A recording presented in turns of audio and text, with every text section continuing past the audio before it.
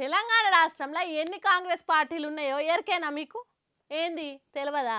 మొత్తం ఎన్ని ఉన్నాయో కానీ నాకు మాత్రం రెండు ఉన్నాయని తెలుసు. ఎప్పుడో వెనకట రెడ్డి కాంగ్రెస్, ఇందిరా కాంగ్రెస్ పార్టీ అనేది విన్నాం కానీ ఇప్పుడు గసొంటి ఏడున్నాయి?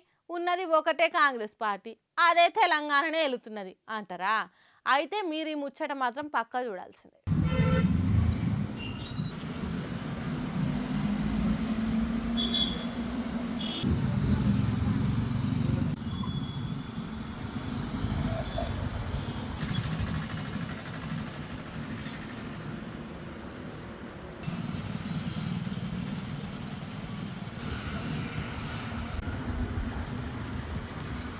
చూసిండ్రా ఒరిజినల్ కాంగ్రెస్ పార్టీ ఫ్లెక్సీలు ఎట్లున్నాయో?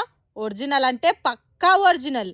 మొన్న మంత్రివర్గ విస్తరణల పదవి వచ్చిన అడ్లూరి లక్ష్మణ్కు శుభాకాంక్షలు తెలుపుతున్నట్టు ఫ్లెక్సీలు కట్టింది ఒరిజినల్ కాంగ్రెస్ పార్టీ. ఇంకో దిక్కు కూడా ఒట్టిదే, అంటే ఉత్తగానే ముందు వెనక తోకలేం లేకుండానే కాంగ్రెస్ పార్టీ పేరుతోని లక్ష్మణ్కు శుభాకాంక్షలు చెప్పినట్టు ఇంకో ఫ్లెక్సీలు కట్టిండ్రు. మరి దీంట్లో ఎవరు ఒరిజినల్ ఎవరు డూప్లికేట్ అనేది మనకు తెలియదు కానీ జగిత్యాలలో కాంగ్రెస్ పార్టీలు ఉన్న లొల్లిని జగమంతా మాట్లాడుకుంటున్నారు ఇప్పుడు.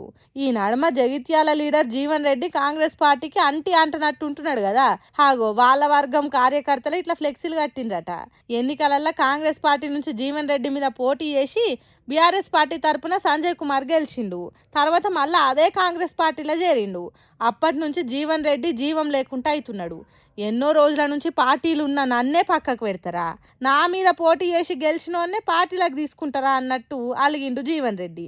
అప్పటి నుంచి పచ్చగడ్డి వీళ్ళ నడుమేస్తే పెట్రోల్ మన్నట్టే మండుతున్నదట. మీటింగ్లైనా షాటింగ్లైనా పడతలేదట ఒకళ్ళకంటే ఇంకొకలకు. అందుకే వాళ్ళ వర్గమోళ్ళు ఫ్లెక్సీలు ఒరిజినల్ అంటే వీళ్ళ వర్గమోళ్ళు నార్మల్ ఫ్లెక్సీలు కట్టిండ్రు. అడ్లూరి లక్ష్మణ్కు మంత్రి పదవి ఇచ్చుడే తప్పైంది కదా అనుకునేటట్టు అయిందట. అటు వాళ్ళు ఆగుతలేరు, ఇటు వీళ్ళు ఆగుతలేరు. మరి ఒరిజినల్ డూప్లికేట్ లొల్లి ఎట్లా ఆగుతుంది? ఎవరు ఆపుతారు? వచ్చే ఎన్నికలల్లో పార్టీ టికెట్ ఎవరికి ఇస్తారు? ఎన్నికల నాటికి ఏ లీడర్ ఏ పార్టీలు ఉంటాడు అనేది ముందు తెలుస్తుంది. కానీ ఫ్లెక్సీలతోని జగిత్యాల వర్గ పోరు మ్యాక్సిమం అయింది.